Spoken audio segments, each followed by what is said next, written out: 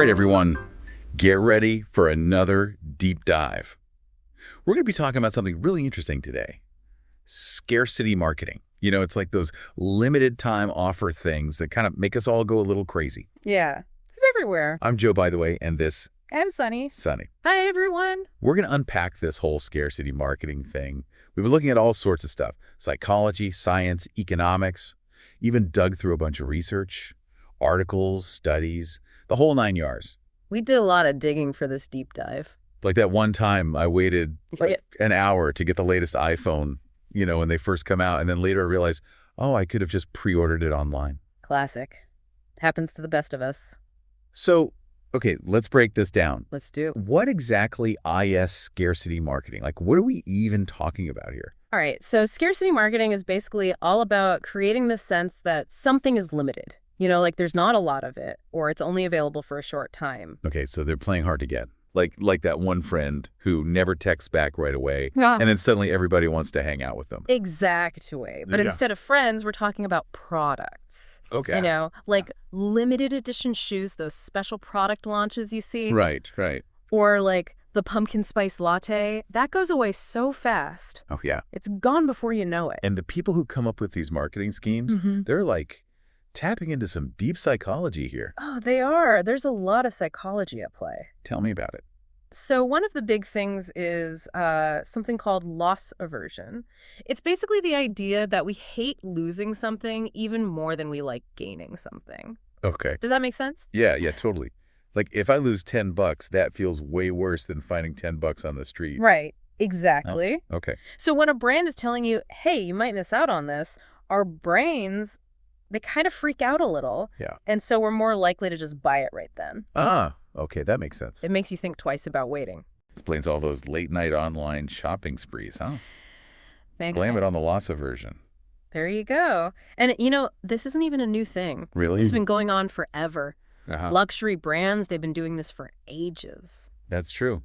You don't see Gucci having a sale every other week. Exactly. But what about, like, those companies where you're like, they say it's scarcity marketing, but their stuff's always out of stock? Yes. Is that really scarcity marketing, or is that just, like, bad planning? That's where it gets tricky, right? Because there's a difference between a company intentionally doing scarcity marketing and them just being bad at managing their stuff. So, like, if a company comes out with this big new product and they make, like, 10 of them, Yeah. and they know everyone's going to want it, is that scarcity marketing, or is that just going to make people mad? That's a good question. Yeah. And it really leads into some of the ethical questions about this whole thing. So it's not always just black and white. It's not. It's more like a spectrum. On one side, you have these companies who are like deliberately holding back, you know, Right. limiting the supply so that they can create hype Okay. and drive up demand. Got it. And then on the other side, you have those companies who are genuinely like, oh, no, we did not expect this many people to want this. Oh, like supply chain issues. Exactly. Yeah, Yeah. supply chain. Or they just like totally underestimated how popular something was going to be. Okay, that makes sense. So the real question is, how do we figure out, like, is this real or is this made up? Yeah, how can we tell? Well, it's tricky, but one thing to look at is a company's, like, track record. Oh, okay. Do they always do limited edition releases? Is that just part of their shtick? So it's like that boy who cried wolf kind of thing. Exactly. If they're always saying it's your last chance to buy, maybe they're not being serious. Right. Another thing is to think about the timing. Timing. Yeah, Okay. like, is the scarcity connected to something specific, like a holiday maybe, or a collaboration? Okay, so a Valentine's Day box of chocolates being limited edition. That makes sense. Right. But if, like, a regular box of chocolates is suddenly rare in July... Yeah, then you gotta be like, that's a little fishy. Okay, I'm with you. And one more thing. Pay attention to the language they use. Language. Yeah, like in their ads and stuff. Like, Are they, like, really playing up the fear of missing out? Using phrases like, don't miss out, or get it before it's gone? so those websites with the countdown timers and the flashing banners, red flag. Could be. Especially if the whole thing feels kind of fake, or if the product itself isn't really all that unique. All right, so I'm starting to get a sense of how to spot the real scarcity Good. versus the marketing tricks.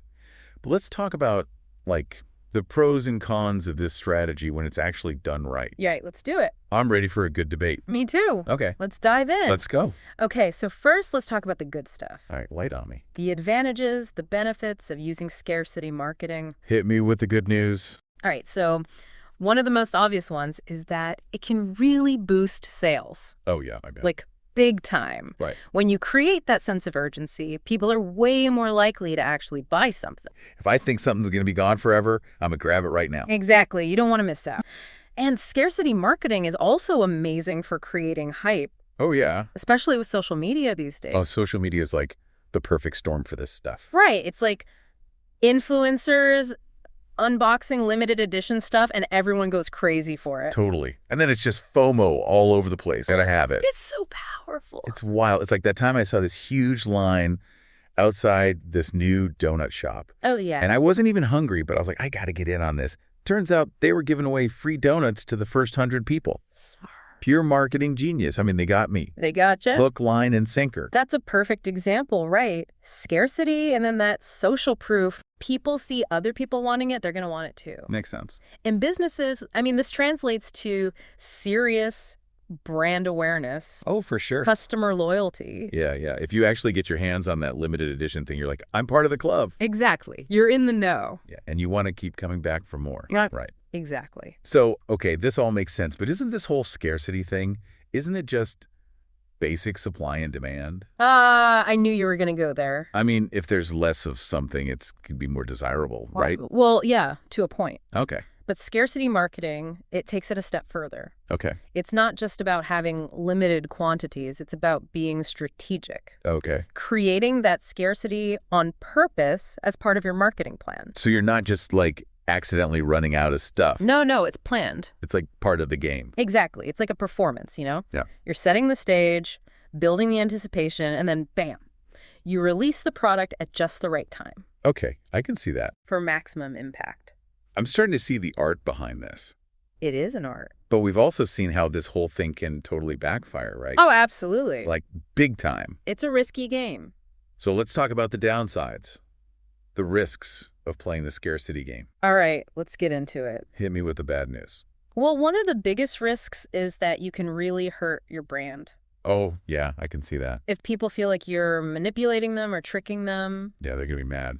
they're going to turn against you. Right, like that whole thing with McDonald's and the Grimace shake. Oh, yeah. They got everyone so hyped up about those Grimace toys, but then there weren't enough for everyone. Classic example. People were furious, like actually furious. Right, because it felt like they were creating that scarcity just to get people talking. Yeah, just for the buzz. And it just left everyone feeling like kind of cheated, you know? Yeah, I bet the people at McDonald's were wishing they'd made a few more of those Grimace toys. Probably. And it goes beyond just a few angry tweets, you know?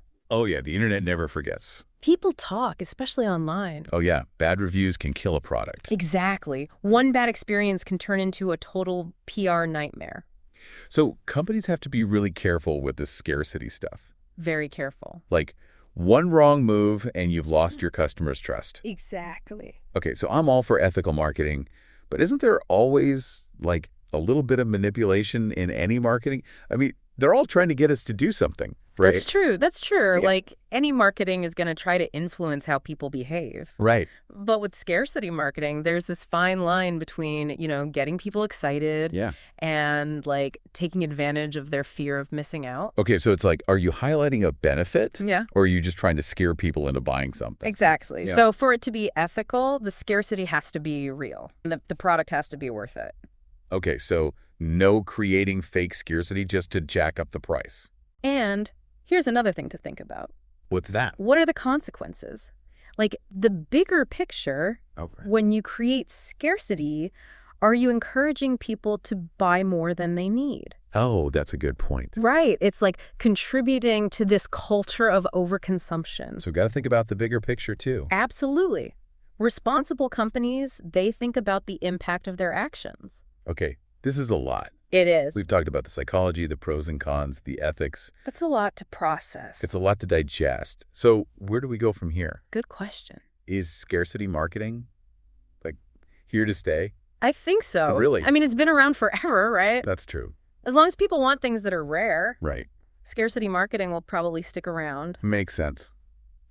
But it has to change. Okay. Companies need to be more ethical. Yeah. And focus on giving people real value. Okay, and as shoppers, we got to be more aware, right? What are they doing to make us buy stuff? Right. Be a critical thinker. So the next time I see one of those flashing banners that says, only 2 left in stock, I'm going to take a deep breath and think about it. Exactly. All right, I think I can handle that. I think you can. We've covered a lot of ground today. We have. We talked about the psychology of scarcity, the good and the bad for businesses, and all those tricky ethical questions. We even talked about how it affects society as a whole. Yeah, that's a lot to think about. Yeah. But that's what makes these deep dives so interesting, right? Absolutely. Okay, so with all that said, I think it's time to wrap up this scarcity marketing adventure. All right. But before we go, I have a recommendation for our listeners. Ooh, a recommendation. I love it. Mickytolife is the perfect antidote. He's all about, like, exploring the world, trying new things. That's fun. Yeah, and embracing abundance, you know? I like it. It's a good reminder that there's so much good stuff out there in the world. Right. You don't have to chase after limited edition everything to enjoy life. Well said. Okay, so on that note, it's time for us to say goodbye. Thanks for joining us for another deep dive. Until next time. Stay curious, stay informed, and remember, What's up? don't let those scarcity sirens lure you into buying stuff you don't actually need. Words to live by.